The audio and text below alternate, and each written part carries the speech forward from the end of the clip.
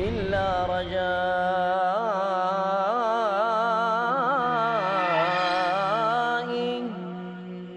وعفوك إن عفوت وحسن ظني. Assalamu alaikum wa rahmatullahi wa barakatuh. Insha'Allah, we'll have today's speaker, which is Abdul Raheem Green from the UK, who will be addressing us on the topic, Qur'an and the modern world. An introduction about our dear brother Abdul Raheem Green. Abdul Raheem was born in the city of Dar es Salaam in Tanzania. His father was a colonial administrator in the then extant British Empire. When his family moved back to the UK, he was sent to a Roman Catholic monastic boarding school. It was here that he pondered upon what life was all about and how much sense the traditions he was brought up following made. Whilst working in the city of London, our brother Abdul Raheem Green delved into the subjects of spirituality and philosophy. It was at this time that he picked up a copy of the Qur'an, and upon reading it, he was convinced that this was a revelation from God. Since embracing the perfect religion of Islam, our dear brother Abdul Raheem Green has been involved in many da'wah activities and is currently involved with the Islamic Education and Research Academy in the UK, which aims at educating non-Muslims. So I would like to invite to the podium to address us on the topic of the Qur'an and the modern world, our dear Sheikh and brother Abdul Raheem Green from the UK.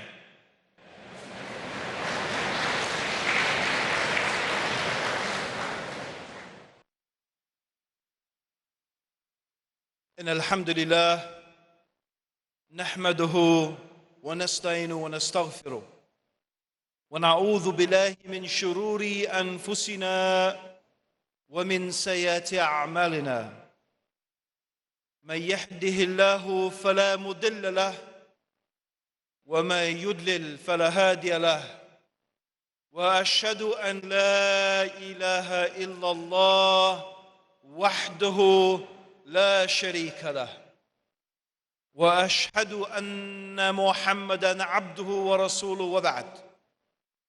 We begin by praising Allah.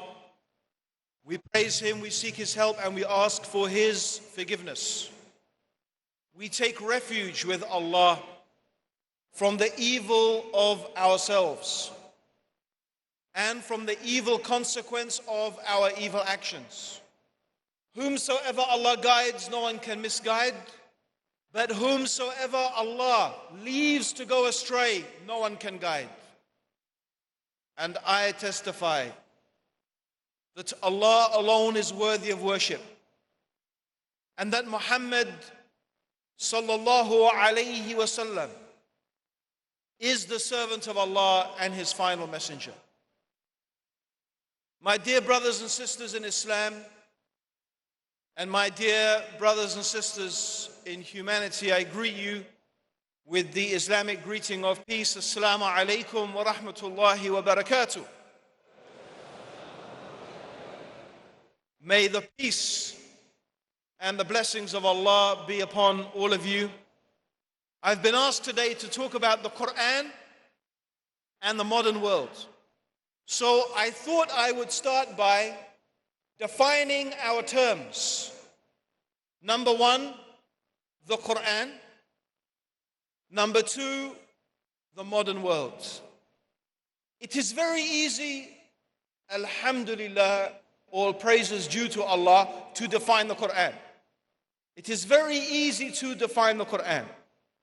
The Qur'an is the uncreated speech of Allah subhanahu wa ta'ala. It is the uncreated speech of God. This is what Muslims believe and know to be true. That the Qur'an are the words of the Creator that was revealed to Muhammad sallallahu alayhi wasallam 1,400 years ago. The Qur'an is also a miracle. It is the greatest miracle that was given to the Prophet Muhammad sallallahu alaihi wasallam. It was a miracle then, and it is a miracle until this day. It is something that defies human ability, and it goes against the nature of things. It is something that the creation could never have produced.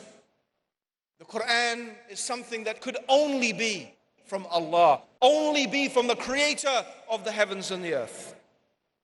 And one of the miraculous aspects of this Qur'an, of this book, the Qur'an, is that this book has remained unchanged for 1,400 years since this Qur'an was revealed. It has remained unchanged. Not one single word and not one single letter of the Qur'an is different today than it was when the time the Prophet ﷺ had left this world. From that day until today, we have the same Qur'an. You can travel anywhere in the world. You could be here in Dubai, you could go to England, you could go to India, you could go to the Philippines, you could go to Siberia, you could go to the furthest part of the east or the west or the north or the south. Any land you go to and any masjid or any place you go to, and you pick up this Qur'an, and you will find that all the Muslims everywhere have the same book. It doesn't change by a letter, it doesn't change by a word. And you can go back 100 years, 200 years, 500 years, 700 years, and we can go back to the earliest existing manuscripts written in the time of Uthman ibn Affan. And we can compare the Qur'an that we have today with the Qur'an from those days and throughout all of those ages, and we will find that it is still the same Qur'an. This is a miracle of this book. And why should it not be when Allah, who revealed the Qur'an, He told us, we have sent down the reminder, meaning the Qur'an. This is another name for the Qur'an, the dhikr, the reminder. And upon us is the preservation of it. Allah subhanahu wa ta'ala, He prophesied and He said that He will preserve this Qur'an. And it is exactly how Allah said. It has been preserved until this day. This is one of the miracles of the Qur'an. And why? Why did Allah preserve the Qur'an and not the Injil and not the Torah and not the Zabur and the other scriptures that came before? How is it that Allah allowed only the Qur'an to be preserved and those other books, those other revelations to be distorted and to be corrupted? The reason for this is because it is only the Qur'an that Allah intended to be guidance for humanity until the end of time. The Qur'an is a book of guidance, not only for those people living in Arabia 1,400 years ago. It is not only guidance for them, but it is also guidance for us living in the world today.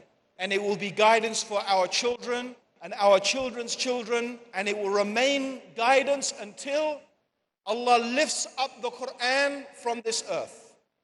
It is the last and final revelation. There will be no more books. There will be no more messengers. There will be no more prophets.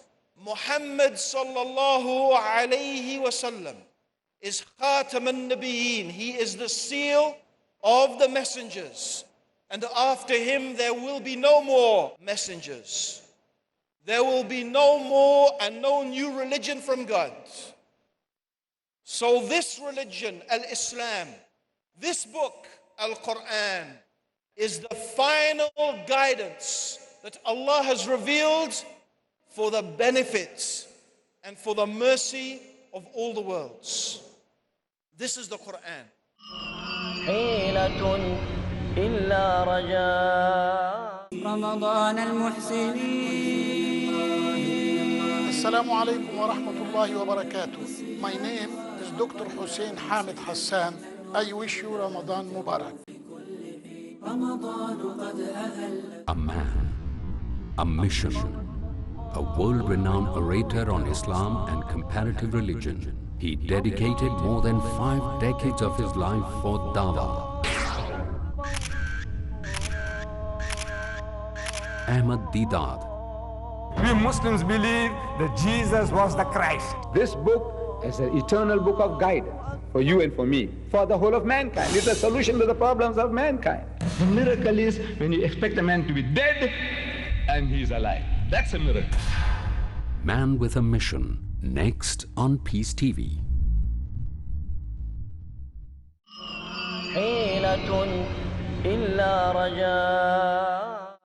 And my brothers and sisters, may Allah subhanahu wa ta'ala shower His mercy and His guidance and blessings upon you. The Qur'an is a book primarily, the Qur'an is a book not about this life, but the Qur'an is primarily a book about the life to come. This book, the Qur'an, is primarily about the akhirah. Yes, the Qur'an does teach us about how we should live in this world. The Qur'an does teach us about how we should behave to each other, how we should treat our parents, our neighbors, our friends, even our enemies. The Qur'an does teach us about business transactions, about how we should dress, about what we should eat. It does teach us about the things of this world. But what the Qur'an teaches us about the things of this world is only in order that we should become successful when we meet Allah on the day of judgment, the day that is promised, the day that is certain, the day about which there is no doubt. The day when every single one of us, from the first to us to the last of us, the men of us and the women of us, the rich of us and the poor of us, all of the human beings will be recreated physically, and we will stand on a day of terror, a day of fear, a day that has been described in the Qur'an. For some people, this day will be like 50,000 years. This is the day of judgment, when every single atom's weight of good that you have done, you will know about it. And every single atom's weight of evil that you have done, you will know about it. And Allah will weigh our deeds in scales, good deeds and bad deeds. So whoever's scale of deeds is heavy with good will go to paradise, a place of joy, a place of happiness, a place of bliss, where we will never get old, we will never get hungry, we will never get thirsty. There will be no backbiting, no slandering, no loose or evil talk. There will be peace, happiness, tranquility, and joy and bliss. But for those people whose evil deeds, whose sins outweigh their good deeds, for them is hellfire, punishment, pain, suffering, terror, fear, a most awful, ghastly, and terrible abode. And for those people who reject faith, for those people who turned away from the guidance of Allah, from those people who chose to follow ways other than God's ways, for those who chose to follow a religion other than Allah's religion, they will dwell therein forever. and they will never come out. That is why the Prophet ﷺ said, what do I have to do with the things of this world? I am like a traveler on a journey who takes rest underneath the shade of a tree and then continues on his journey. So whatever the Qur'an tells us about this world and the things of this world, it is only to help you on your journey to Allah. That is all it is about. So when I say this book is a book primarily about the akhirah, even when the Qur'an teaches us about the dunya, it is in order to help us to reach the goal that we desire, which is paradise in the akhirah. So that is the Qur'an, my dear brothers and sisters. How about the modern world?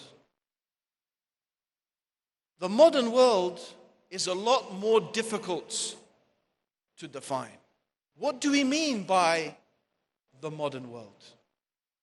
Let me briefly discuss the modern world. I would like to discuss it historically, politically and philosophically, and sociologically. Those are the areas I would briefly like to discuss. The modern world. Let us discuss the modern world.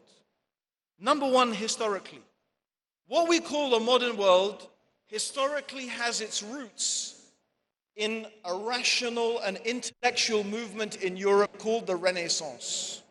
That is the root of what we call modernity and the modern world. The Renaissance is a movement that took place in Europe. And by the way, my conclusion, I'm telling you my conclusion before I reach it, but my conclusion is that what is called the modern world is primarily a Western idea. In fact, in reality, the modern world is in reality the Western world and Western concepts. And this is what I will show. So the roots of this start in something called the Renaissance. The Renaissance is a movement away from religion. It's a movement primarily away from Christianity towards a more rational and independent way of thinking. The first principle of the Renaissance and their thinking is that they no longer accept authority. It's a rejection of authority, whether that authority is the Bible or whether that authority is the ancient philosophers like Aristotle and Plato and Socrates. It is a rejection of authority.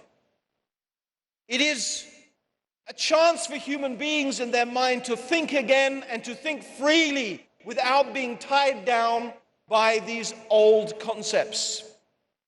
And something that happens as a consequence of the Renaissance is what is called the Reformation. The Reformation is a movement away from the dominance of the Roman Catholic Church that leads to the creation of Protestantism. That is all part of the modern world and part of modernity. Also linked in with this is something called the Industrial Revolution.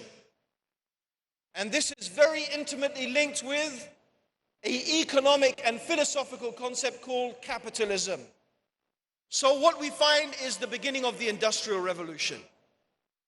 And with the Industrial Revolution, a huge and unprecedented change takes place in terms of human demographics, in terms of human geography, in terms of the human social order. It turns the world upside down. And ultimately, of course, what we have is the ascent of science. Science now begins to become almost a new religion itself. Science becomes the authority on everything. Everything has to be justified within the context of science. Even though, by the way, science is actually very limited, and science is also very speculative. Most people imagine science is certainty, but it's not. Science is actually speculation. But anyway, science ascends to a very great height in the minds of people. So modernity, basically, or the modern world, is a scientific world, a rational world, and an industrial world. And of course, from the Industrial Revolution, we move to what we have today is the silicon chip revolution, the World Wide Web, the information revolution, and that's part of the modern world that we live in today, which is an extension, really, of what came before it. And with all of this comes something is called globalization. Globalization, we hear this word a lot, globalization.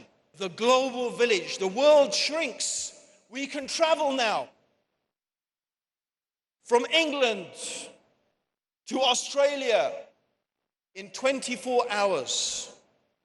That may seem like a long time, and certainly when you're sitting on an aeroplane for 24 hours, it does seem like a long time. But in fact, it's very short compared to the amount of time you think it used to take, or you know that it used to take 100 years ago before there were aeroplanes. It used to take weeks, if not months. So the world has shrunk. We can travel across the world. We can communicate with each other with the press of a button. We can talk to our family in another continent with the press of a button on the telephone. It's incredible how the world has shrunk and how we can communicate with each other. And these are some of the amazing and fascinating things about the modern world. So globalization. But in reality, globalization often means also the dominance of Western cultural ideas. Because indeed, the whole concept of the modern world, as I repeat, is a largely Western-led idea, and it's dominated by Western ideology. Okay, politically, what are the defining factors of the modern world politically? Of course, the two catchphrases we could talk about are freedom and democracy. Actually, freedom and democracy, if you've listened to my talk about democracy in Islam, you will know that the word democracy and indeed the word freedom are themselves very hard concepts to define. If you ask 100 people, what do you mean by freedom and what do you mean by democracy, you'll get 100 different answers. But what it does mean is, by and large, that people have been empowered in a way that they have never been before. Ordinary people are empowered in a way that they have not been before. It's the idea that what ordinary people say and what ordinary people believe and what ordinary people want is important. And that is a huge and massive change in the way that the world views the relationship between the ruler and the ruled. So here we have the ideas of democracy and freedom and, of course, secularism. You couldn't talk about the modern world without talking about the ideas of secularism, the idea of separating political life and religious life. And that is also a very, very dominant theme philosophically and politically in the modern world.